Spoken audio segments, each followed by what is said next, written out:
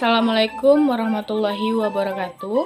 Saya Putri Adelia dari Program Prodi Pendidikan Sejarah Universitas Riau dengan Fakultas Keguruan dan Ilmu Pendidikan. Di sini saya akan mempresentasikan tentang faktor-faktor yang mempermudah proses Islamisasi di Indonesia dan teori-teori kedatangan Islam di Indonesia. Baik, di sini saya akan menjelaskan tentang apa saja sih faktor-faktor yang mempermudah proses Islamisasi di Indonesia pada saat itu. Nah, yang pertama, pada saat itu ialah syarat masuk Islam sangatlah mudah, yaitu hanya mengucapkan 2 kalimat syahadat yang bunyinya adalah asyhadu alla illallah wa asyhadu anna muhammadar rasulullah. Nah, seseorang hanya perlu mengucapkan 2 kalimat syahadat untuk bisa masuk Islam dan secara resmi telah masuk Islam. Nah, syarat yang kedua ialah tidak adanya kasta. Pembagian masyarakat di Islam berdasarkan memiliki kedudukan yang sama di mata Allah Subhanahu wa Ta'ala atau Sang Penciptanya, berbeda dengan agama sebelumnya seperti Hindu dan Buddha yang terlebih dahulu memasuki wilayah Indonesia pada saat itu. Nah, yang ketiga adalah penyebarannya secara damai. Di dalam Islam tidak ada paksaan untuk memasuki agama Islam. Dan biasanya agama Islam pada saat itu relatif memilih jalan yang damai untuk mengajak para masyarakat untuk memeluk agama Islam. Selanjutnya adalah masyarakat Nusantara menyambutnya secara ramah pada saat itu, sehingga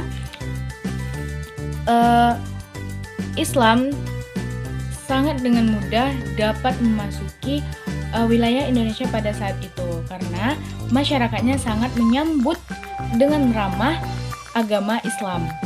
Selanjutnya atau yang terakhir adalah upacara keagamaan dilakukan lebih sederhana.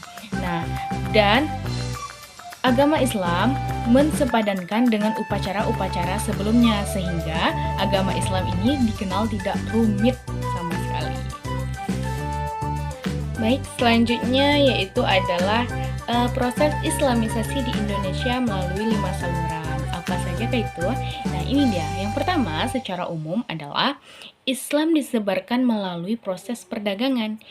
Seperti yang kita ketahui, Kepulauan Nusantara merupakan kawasan perdagangan internasional yang banyak dikunjungi oleh para pedagang. Nah, pada saat itu banyak sekali para pedagang yang menyebarkan agama mereka masing-masing. Nah, Islam juga melalui proses perdagangan pada saat itu. Yang kedua adalah Islamisasi melalui perkawinan. Nah, saluran Islamisasi melalui perkawinan ini terjadi antara pedagang atau saudagar Islam menikahi wanita-wanita pribumi. Alhasil anak mereka menjadi keturunan yang memiliki agama Islam. Nah, yang kemudian adalah saluran pendidikan. Nah, penyebaran Islam melalui pendidikan awalnya terjadi di lingkungan keluarga, kemudian berkembang di surau, masjid, dan akhirnya masuk di wilayah atau para bangsawan pada saat itu. Nah, yang selanjutnya ialah atau yang keempat adalah Islamisasi melalui tasawuf. Nah, tasawuf merupakan ajaran ketuhanan yang berfokus pada pembersihan diri.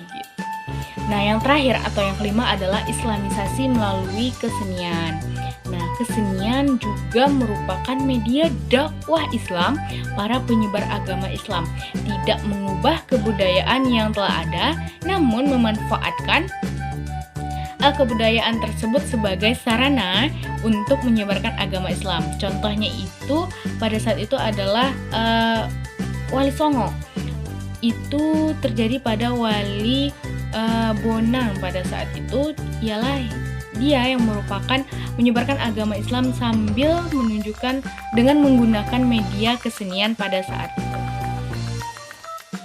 Oke, selanjutnya ialah teori-teori kedatangan Islam di Indonesia. Nah, yang pertama itu adalah teori dari India atau teori Gujarat.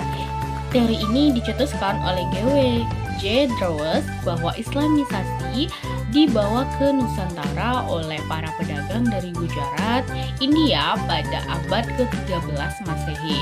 Nah, berikut gambar tokohnya. Check it down.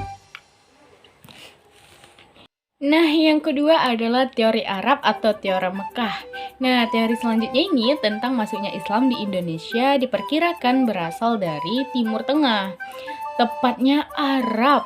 Nah, teori Arab atau Mekah ini didukung oleh J.Z. Van Leur, Anthony H. Jones, T.W. Arnold, hingga Abdul Malik Karim Amrullah atau Buya Hamka. Nah, menurut Buya Hamka, Islam sudah menyebar di Nusantara sejak abad 7 Masehi.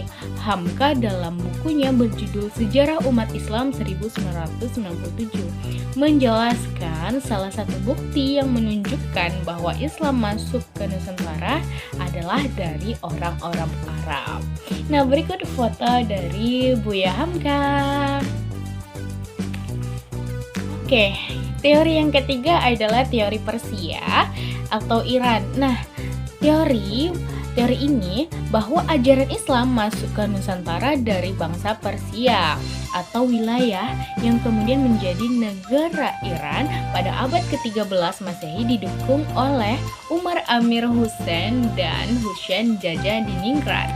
Nah, berikut adalah foto Husain Jaja Diningrat. Baik, teori yang terakhir adalah teori Cina. Penyebaran Islam di Indonesia juga diperkirakan masuk dari Cina. Ajaran Islam berkembang di Cina pada masa dinasti Tang dari tahun 618 sampai 905 Masehi. Nah, dibawa oleh panglima Muslim dari kekhalifahan di Madinah semasa era Khalifah Utsman bin Affan, yakni Sa'ad bin Abi Waqqas. Kanton pernah menjadi pusatnya para pendakwah Muslim dari Cina pada saat itu. Nah, baik, dengan mempelajari dari mana datangnya Islam ke Indonesia, semoga kita bisa menjalankan perintah oleh agama kita yang telah ditetapkan agama kita masing-masing. Terima kasih. Apabila ada kata-kata saya yang salah, mohon dimaafkan. Semoga ilmu yang telah kita pelajari hari ini bisa bermanfaat untuk kita semua.